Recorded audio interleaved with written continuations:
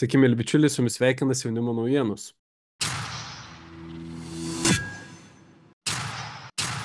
Šį vakarą pakalbinsiu Seimo narį Mindaugą Puidoką. Labas, Mindaugai. Sveiki. Šiuo metu gyvename visuomenėje, kurio galima ūkinė veiklos laisvė. Verslai įsikuria, klesti, bankrutuoja ir taip toliau. Tačiau bent jau teoriškai valstybėje yra konkurencijos taryba, kuri turėtų saugoti sąžiningą konkurenciją, neleisti įsigalioti monopolijoms ir panašiai. Paprastai tariant, kad kažkuris verslas nesąžiningais būdais netaptų pernelyg didelis, pažeisdamas mažesnių verslų interesus. O kaip yra su partijomis? Kiekvienas Lietuvos Respublikos pilietis pagrindė prie valstybės valdymo gali prisidėti per veiklą partijoje. Tačiau matome, kad valstybėje yra didelių ir senų partijų, kurios metai iš metų yra valdžioje. Dauguma žmonių jau pradeda nusivilti šiomis sisteminėmis jėgomis. Tad ar tikrai visada didžiosios partijos elgiasi sąžiningai, nekoreguoja savo palankiai įstatymų ir neriboja mažesnių partijų veiklos, žmonių pilietinių iniciatyvų, norint prisidėti prie savo šalies valdymo? Puikus ir labai svarbus klausimas, Kęstuti. Iš tikrųjų, neseniai tapau mažos partijos Lietuvos krikščioniškosios demokratijos pirmininku ir galiu pasakyti, kad užgriuvo tikrai sudėtingi iššūkiai. Dėl to, kad Lietuvoje pagal šiai dienai priimtą ir valdančiųjų dar pakoreguotą rinkimų kodeksą, sąlygos konkuravimo mažom partijom yra padarytos labai nesąžiningos. Jeigu didelės partijos gauna milijoninės dotacijas, turi didžiulės finansinės galimybės dalyvauti politikoje, tai mažosios partijos tokių galimybių neturi, nes jos negauna jokios dotacijos iš valstybės ir joms gauti bet kokią kitą paramą taip pat galimybės apriboja įstatymas, nes parama iki 50 eurų gali pervesti tik tai paprasti žmonės, fiziniai asmenys, o įmonės paramos pervesti partijoms negali pagal įstatymus. Taigi šitoje vietoje iš karto susidūrėme su tokia situacija, kad didžiosiose partijose dirba daugybė žmonių, kurie gauna atlyginimus tam, kad dirba partijos sekretoriate, kad užsiima partijų regioninės tinklinės struktūros vystymu, o mažosios partijos turi remtis vien tik tai žmonių entuzijazmu ir galimybėmis skirti bent dalį laisvo laiko po darbo. Tai akivaizdu, kad kai mes matom situaciją, kad pavyzdžiui, Europos parlamento rinkimuose, jeigu mažosios partijos eina, kiekviena maža partija turi sumokėti lygiai taip pat kaip ir didelė ir turtinga partija maždaug 9600 eurų užstatą. Taigi šitas apie 10 000 eurų užstatas yra užšaldomas maždaug pusiai metų, kol vyriausia rinkiminė komisija tą užstatą sugražina. Ir tai sugražina tik tai tuo atveju, jeigu partija pasiekia 3 procentų balsų ribą. Akivaizdu, kad didžiosios partijos yra visada garantuotos, kad jos pasieks ir viršys 3 procentų ribą, dėl to joms užstatai visada sugrįžta. Ir joms užšaldyti tos pinigus yra lengvas ir paprastas sprendimas. O mažai partijai surinkti pinigus dalyvavimui rinkimuose yra labai sudėtinga. Jeigu kalbant apie mūsų svarbiausius rinkimus, tai yra Lietuvos Respublikos Seimo rinkimus, tai juose užstatų suma išauga iki virš 153 000. Tai mažoms partijoms tai yra iš viso, tiesiog kosminiai, neišsivaizduojami pinigai, kurios yra beveik neįmanoma surinkti ir gauti. Ir vėlgi tos pinigus reikia turėti, jeigu mažesnė partija nori dalyvauti tiek daugiamandatės apygardos rinkimuose, kur renkami Seimo nariai pagal sąrašą, tiek vienmandatėse apygardose, tiesiog gebėti išstatyti savo kandidatus. Tai neina kalba apie galimybę laimėti, nes tam, kad laimėti, mažosios partijos turėtų turėti pinigų laikraščių leidybai, lankstukams, stendams, ekranams lediniams miestuose ir daugybė kitų priemonių. Aš jau nekalbu apie televizinius klipus, reklamą informaciniuose portaluose, nes jeigu tu esi nematomas, akivaizdu, kad tavo konkuravimo galimybės yra minimalios ir labai ribotos lyginant su didžiųjų ir turtingųjų partijų. Dėl to, kad visos didžiosios partijos skiria milijoninės sumas rinkiminiai kampanijai ir šitokiu būdu akivaizdu, kad konkuravimo galimybės yra visiškai skirtingos. Ir dar paimkim tokį dalyką, kad pagal rinkimų kodeksą Lietuva yra vienintelė valstybė faktiškai Europoje, kurioje yra diskriminuojamos mažos partijos, nes jeigu jos sudaro koaliciją, tai joms atsiranda 7% barjeras siekiant patekti į Seimą arba į Europos parlamentą. Ką išsiaiškinau, gilindamasis su teisininkų komanda visai neseniai, tai, kad rinkimų kodeksas iš esmės pažeidžia ES teisę, nes į Europos parlamento rinkimus didžiausias procentas visose ES šalyse yra 5%. Taip pat yra nemažoji daly šalių 4%, Kipre berods yra dar mažesnis praeinamasis slengstis, tik tai 1,8%.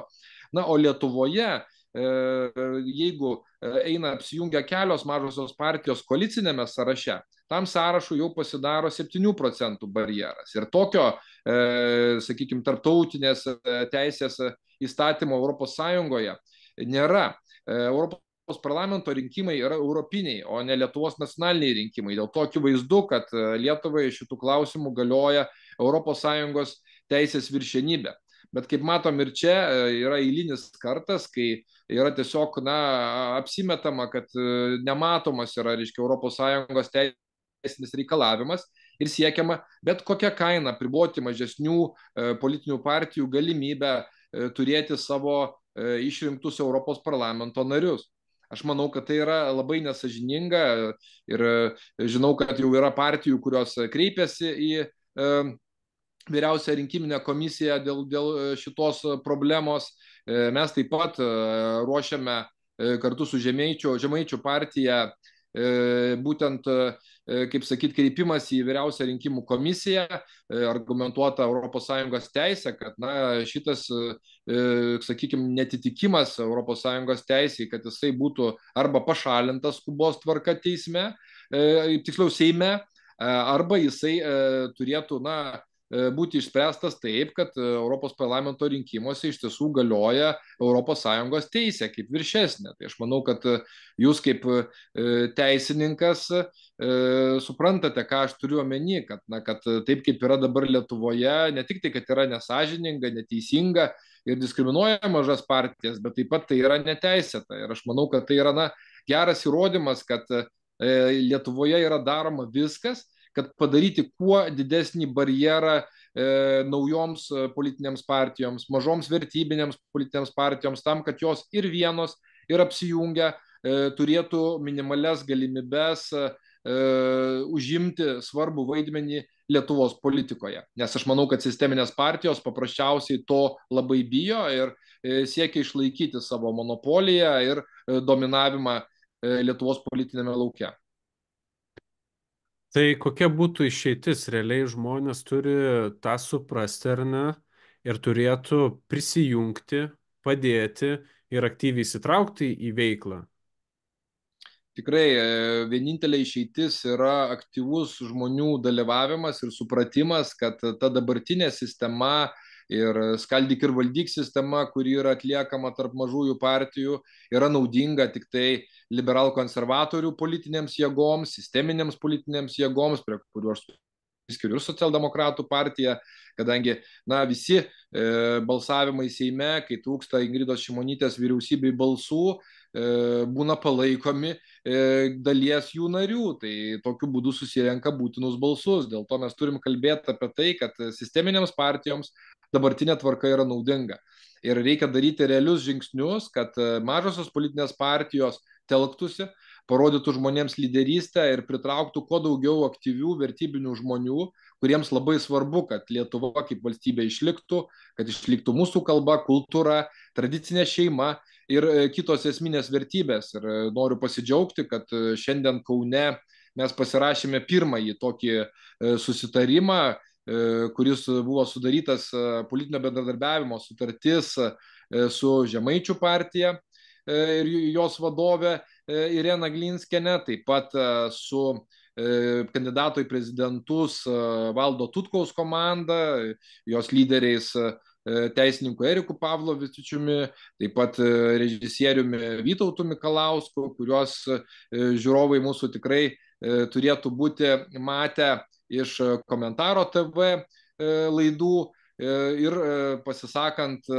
tikrai įvairiais aktualiais klausimais Lietuvai. Tai aš esu įsitikinęs, kad toks būrimasis yra labai naudingas mūsų šaliai ir tik tai tokiu keliu mes galime pakeisti situaciją. Taip pat prie mūsų visų prisijungė ir išsakė palaikymą mūsų kelimosi Lietuvos šauklys, dainininkas, visuomenininkas Romas Dambrauskas, kurio daina Kelkis Lietuva buvo labai svarbu, kada visi žmonės susirinkę buvo būtent Vingio parke Vilniuje. Ir aš manau, kad tenai tas visas šeimų sąjūdžio renginys iš tikrųjų sutraukė iš visos Lietuvos daugybę vertybinių žmonių, kuriems buvo svarbu pabūti drauge, bet dabar atėjo laikas, kai visos politinės jėgos, kurios geba peržengti per savo ambicijas, per savo ego, per įvairius smulkius praeities nesutarimus, privalo vienytis. Ir tik tai tokios jėgos gali padėti mūsų valstybei. Nes kiekvienais metais, kai vyksta Seimo rinkimai, maždaug 220–230 tūkstančių mūsų piliečių balsų yra, grubiai tariant, išmetami į šiukšliadėžę ir būna panaudojami didžiųjų partijų naudai. Kodėl aš taip sakau, Kęstuti? Visų pirma, dėl to, kad tai yra tie procentai tų politinių jėgų, kurios neperžengia 5 procentų barjero patekimo į Seimą, arba jeigu jos eina koalicijoje, 7 procentų barjero. Ir visi šitie balsai nepatekusių į Seimą partijų, žmonių balsai yra paskirstomi tarp daugiausiai balsų gavusių partijų. Ir šito išdavoje tiek konservatorių partija, tiek socialdemokratai, tiek kitos didžiosios partijos gauna daug didesnį mandatų skaičių. Tai tokia sistema yra labai nesąžininga, neteisinga ir ją būtina keisti. Taip, kaip yra pasakęs Einšteinas, jeigu darai bandymą, 9 kartus darai bandymą taip pat ir 10 darydamas taip pat tikiesi skirtingo rezultato, tai švelniai tariant esi kvailys. Tai tikiuosi, kad eilę metų jau mažusios partijos, mažusios jėgos, eidamas į rinkimus ar ne, nesivienijo, skaldėsi ir pasiekė neigiamų rezultatų. Ir atėjo laikas, kai mes padarysime išvadas ir ką jūs pasakėte, tikrai pritariu tam ir tai yra tiesa ir ši informacija yra labai svarbi ir tikiuosi, kad mėly žiūrovai ją išgirs, pasidalins šią laidą ir ačiū dar kartą, kad sutikote dalyvauti ir iki. Dėkui labai, Kęstuti, kad pakvietėte į šią laidą ir baigdamas ir atsisveikinamas su žiūrovais noriu pasakyti, kad iš tiesų būtent vertybinis stuburas ir aktyvumas yra esminis dalykas siekiant permainų Lietuvoje ir visi, kurie palaiko Lietuvos suverenitetą, stiprią regioninę politiką, bendruomeniškumą, tradicinę šeimą, visas, sakykime, tas mums pačias prigimtiniausias vertybės. Privalome vienytis, nes 24 metai yra lemiami ne tik tai dėl to, kad Lietuvoje vyks daug rinkimų, bet ir dėl to, kad juose gali spręstis mūsų valstybės likimas. Būkime atsakingi.